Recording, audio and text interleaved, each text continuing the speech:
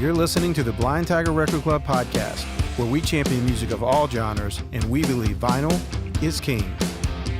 Vinyl is king.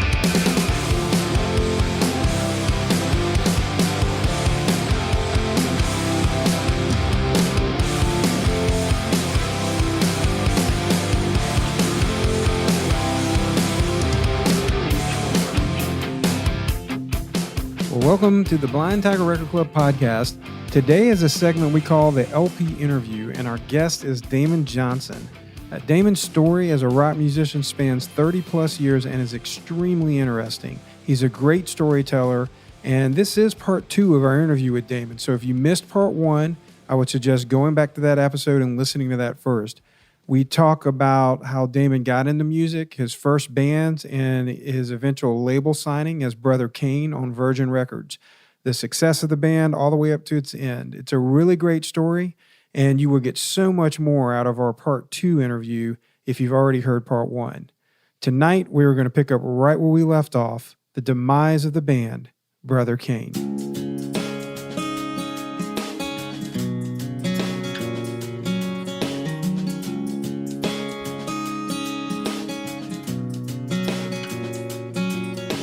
The man on the street is walking next to me.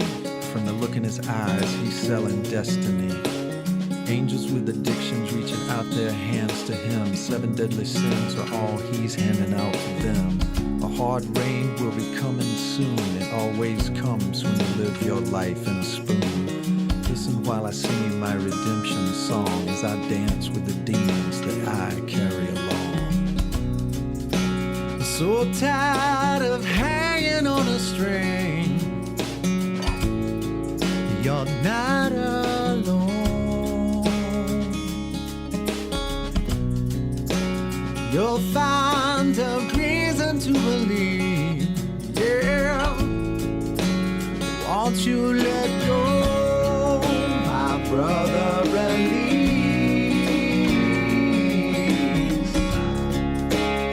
Open your eyes, my sister, release. Yeah. Make up your mind.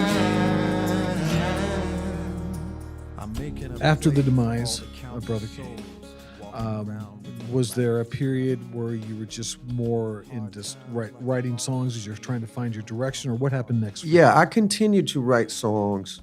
I had a great point person through my publishing deal with EMI, Sharona Sabag.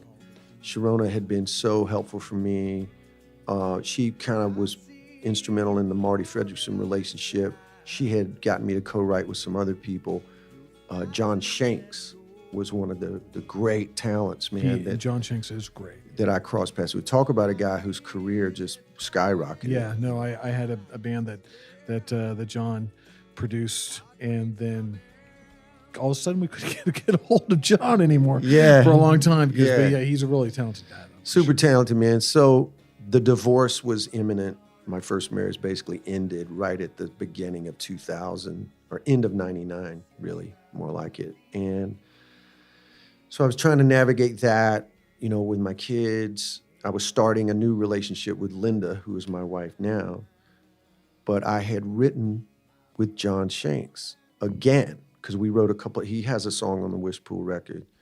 But we got together again, thanks to Sharona, and we wrote like 4 songs really fast. Was John in L.A. still at the time? John was still in L.A., and... Is this what led to like your first solo project, the Dust album, or where did these songs go? Those really weren't connected, honestly, as I think. I've never thought about it like that, Dave, but there were 2 things that were happening. Well, 3 really, considering, Linda and I were starting our relationship, and I was trying to introduce my kids to her and make that transition. The Dust thing was a fluke. I had nothing really going on. I was playing with some friends and some bar bands just to play some covers and have some laughs. But a guy in Birmingham said, "Hey, man, we're doing this acoustic thing. Would you come down and do 3 or 4 songs?" I had never played solo acoustic anywhere other than taking my guitar to a radio station, and playing the song. At least you'll play an acoustic guitar. Yeah.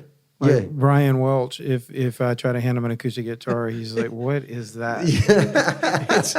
It's like his fingers just it doesn't. Well, make you know, sense. I mean, I can relate to how Brian feels about that because again, it's two different skill sets. You know, when I Yeah. got the Les Paul on and the Marshall amp and the band behind me and the lights, it's a big fat security blanket, man. And I just feel so comfortable in that. When you're just on an acoustic, you're so completely naked Yeah. in every way. Yeah. So I did that random thing, and man, it went down a storm. And a friend of mine said, "Hey, why don't let's book a proper show. You come back and play."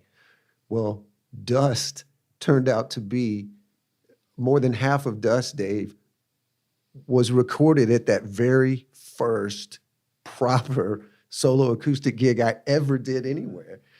And it sounded great. The mix was great. The audience was great. And then I did another show in Huntsville, and we kind of combined those two shows, and that's what became Dust. There were a couple of So added it's some live, songs. really.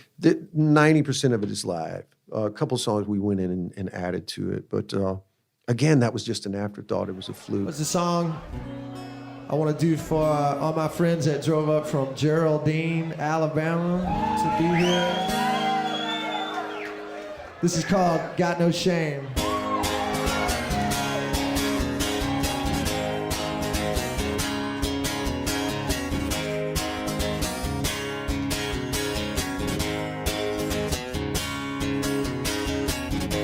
Fools of faith surrounding me in shades of green. Rats and snakes, they always try to get the best of me, but they won't ever know when the time is right to take the reins. Down the road, they're gonna find out anyway, but it's too late. You know, leeches like pretending that they're everything they're not. I don't like it. I don't need it. I don't want it. Yes, I'm gonna leave it. I got no shame. Got no one to blame.